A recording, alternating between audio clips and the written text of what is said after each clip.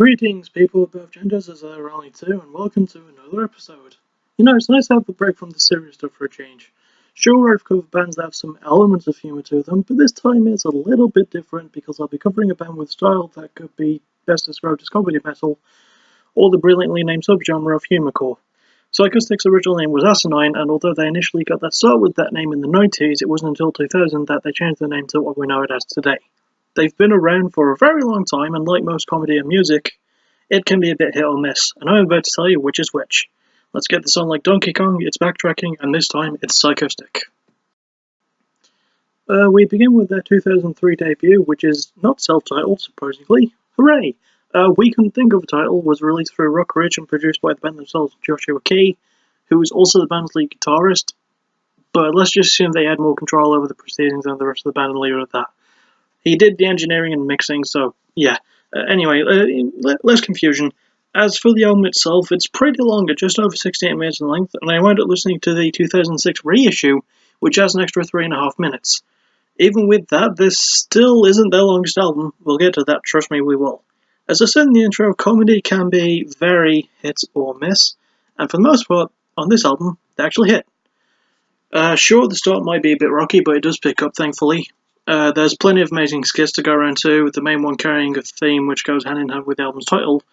The band literally couldn't think of anything, and the skits of them talking back and forth about what to call their album are just fantastic, even to the point where they start choosing names of other albums, such as Seven Dust by Seven Dust, and Vulgar Display of Power by Pantera. Yes, I'm serious about that. Even though the band are mostly comedic, they're very good musicians in their own right, but there'll be more on that when I cover the band members. Another theme throughout the album is breaking the fourth wall somewhat. Obviously the band know that they're playing songs and such, but when the drummer gets overexcited, which forces the lead singer to point out that the song they're performing is a slow one, once again, that's just funny as heck to me.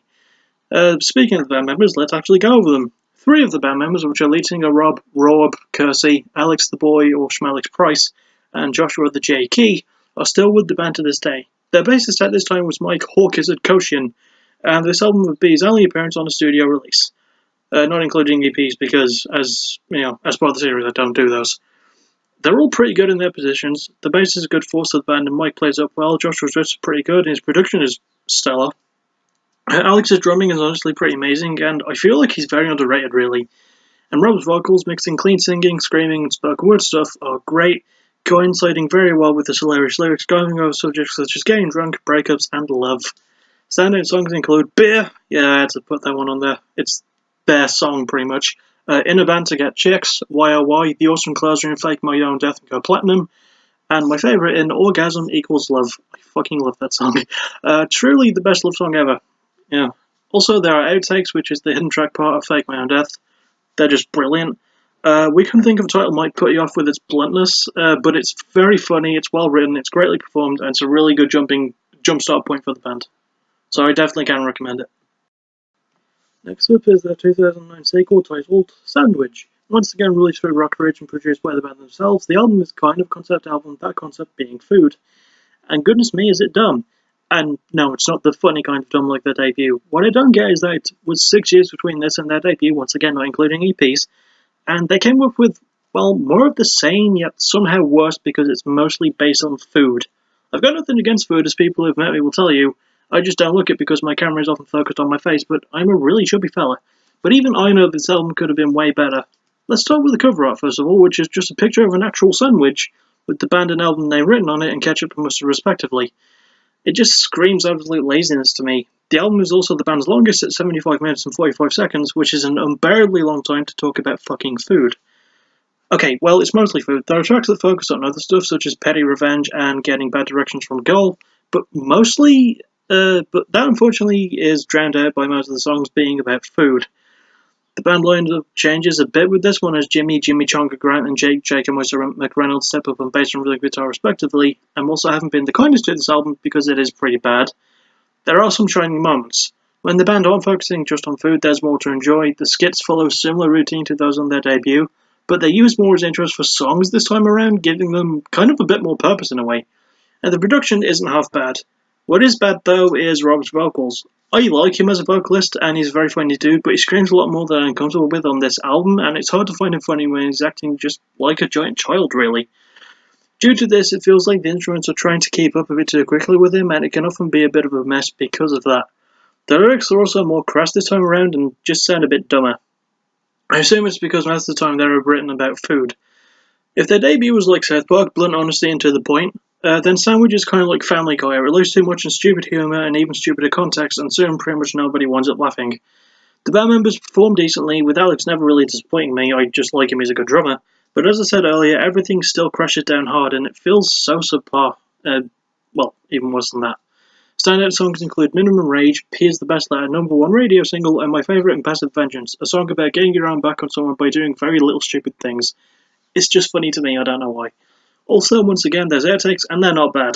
But I definitely give this album a miss anyway. It might produce some less here and there, but it's nothing too brilliant, and the music doesn't provide a strong enough structure to carry the songs. Sorry.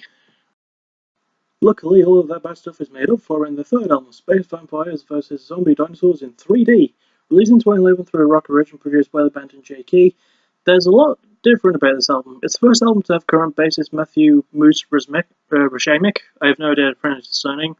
It's the shortest album at just over 51 minutes, and it marks the shortest time between releases of 2 years, and it's a damn funny album at that. I still got one more to listen to in full while I did as of writing this. But there are a lot of moments on this one that made me laugh my ass off. One thing that I like is that the album feels smaller scale and less crowded. That is helped by having a full piece this time around, like they did in the debut, and less people meddling behind the scenes, which feels odd to say since it's mostly the band that does stuff themselves. But the album is a huge step up from their first and second albums, mostly the latter, which again was about food, mostly. Pardon me. The production actually adds some effects this time around, or at least more, including slight echo on Rob's vocals, which have improved, by the way. His clean singing is easier to listen to, and his screams are a lot easier to understand. Not that they haven't been before, but it's just like they're clearer, a bit clearer here. There's a lot more balance to his vocal performance this time around, and that balance translates well into his lyrics. Yes, the songs aren't about food, not even a little bit. Even the cover art looks better, same with the album title. Sure, it might have been something nonsensical, but it's still good. There are fewer skits on this album, but it does make things shorter, thankfully, although the one skit titled That Guy, which is about a fan calling Psychostick the band that did beer, is good, which is a lovely little jab at people who make fun of one-hit wonder bands. But yes, the songs themselves, they cover subjects such as discomfort of friends' complaints on social media, more specifically Facebook, having a stalker girlfriend, and how awesome boobs are. Why? Because? Well, just because.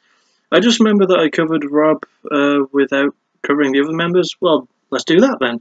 Jeff plays the guitar well, providing some good leads and licks, even playing some higher notes on occasion. Alex plays the drums awesomely, and also this is the first album where he changed his surname from Price to Dontry. Oh, and he provides great fill snare work, simple smashing, and awesome double bass. And the new bassist, Moose, actually fits in really well. His 4-string plays up well with the other members, and he provides a good groove. It's a little more funk-based and slappy than the band's former bassists, and it makes Matt stand out in his own right. Standout songs include Because Boobs, The Root of All Evil, It's Just a Movie Stupid, Sad Face, and my favourite In Numbers, the band's brilliant parody of Bodies by Drowning Pool. In short, Vampires and Dinosaurs is a massive step up in terms of progression and production, and it's well balanced in humour and headbanging. It's probably the most balanced album, I think. And thus we now reach the most recent release in 4 in Roman numerals, Revenge of the Vengeance. Released in 2014, it's rock origins, produced by the band again. Joshua Key and Patrick Murphy are also on hand with production. Also, the album was a crowdfunding effort and worked wonders for the band, proving how strong the connection with their fans is. Once again, they hit the mark brilliantly with this one. I feel like this album is their most balanced. I know I just said that about Vampires and Dinosaurs, but shut up. And weirdly enough, it's got a little bit of a concept to it. I'll get to that in a little while, though. First, let's talk about the production. It's a huge step up, continuing to build up on how good it was in Vampires and Dinosaurs and has more effects, but nothing that really drowns anything out. It's a really good testament to the band's production and how underrated they can be at that. There's also the length. At over 57 minutes, it's not much longer than their third outing, but it gives the band enough time to find their balance on this album. Now I'll get to the concept. It doesn't occur until the final tracks of the album, but there's a little story there which I quite like, starting with a song about the band meeting their future selves, or future Rob at least, in the song Dimensional Time Portal, before reaching the album's finale in The Power of Metal Compels You, where the band saved the world with their music. Why did they do it? So that girls would feel the need for sex again. A truly noble reason for saving the planet, if you ask me. Even with those last tracks, there's smaller stuff as well. The skits revolving around guest vocalist Bill Manspeaker are an absolute treat of vulgar swearing, in contrast with wholesome suburban life. and even the smaller ones leading into songs are just fantastic. More on the concept, the album actually feels like a movie. It starts with the movie trailer-esque intro track, and that actually goes pretty well with the last two tracks on the album. It gives things a surprisingly epic and serious feel, which is saying something considering that it's Psychostick. The album also probably has a distinction for the most songs I listened to before actually listening to the album in full for this episode, if that makes sense. Songs about annotatophobia, parodying deathcore, How Awesome Beards Are in tribute to Bruce Campbell. There's just a lot of creativity here. I might not have laughed as much as I did at Vampires on this one as I did at Vampires vs. Dinosaurs, but I definitely laughed the loudest at this album. I also got some headbanging in because the music continues to sound great. Joshua's guitar provides great riffs, and he even gets in a solo on one of the songs, which is good. I wish he got more because he's really, really good on guitar, honestly. Rob's vocals sound brilliant, and his comedic timing and delivery is damn near perfect here. Moose's bass hasn't lost its groove, and Alex's drumming is put through the ringer, but he keeps it rather well, and gives another great performance behind the kit. Standout songs include So Heavy, Quiet Kills, Obey the Beard, Not Safe for Work, and my favourite in Bruce Campbell, the tribute song. This just might be my favourite Psychostick album, rife with tons of laughs, amazing breakdowns, stellar production, and great performances. I can highly recommend it. Oh, and also the closing tracks were fantastic as well, and there was more outtakes, and they were awesome too. So, thankfully, that's it for another episode. I'd have to say that my favourite album was definitely Revenge of the Vengeance. Great title, amazing cover, it's hilarious, and it just sounds amazing. My least favourite is Sandwich. It did offer some laughs, but it was hard to listen to, and almost all of the songs were about food. It just wasn't an easy one. It wasn't an easy album to get behind, you know? Anyway, that'll just about do it, really. I'll see you all next time for a band I've been waiting to cover for a while now. Next time I'm going to be covering Cage the Elephant. I'll see you all then. Take care, and thanks for listening.